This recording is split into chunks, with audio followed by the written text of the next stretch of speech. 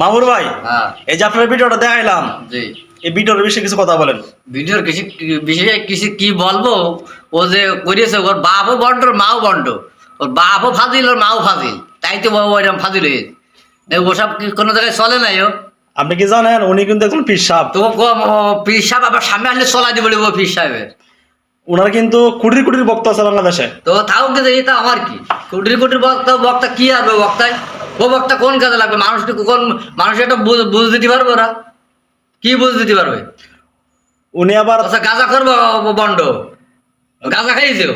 গাঁজা খাইছে। কি তা ঠিক আছে, গাঁজা না গেলে তো এই বাবা আসার কথা না। তো ও তো ওর দুনিয়াদারির কোনো খেয়াল আছে? আর আল্লাহর যে পাগল সে কারোর কোনো মানে সবাই দুনিয়াদারি খেলতে পাগল।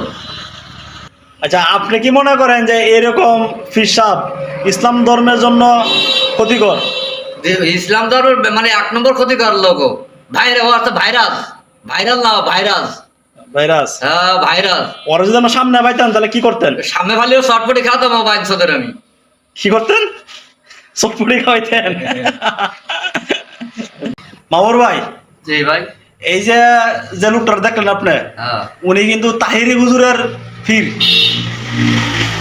আপনি কি তাহিরি হুজুরে চিনেন? সরকার ওকে বাতা দিচ্ছে তো, তাই তো ওই খাইয়ে কাজ নেই, তাই ওই ওই ওই আয় আয় আয় করি বেড়াচ্ছে। খাইয়ে কোনো কাজ আছে? কোনো কাজ নেই, শয়তানের হাট।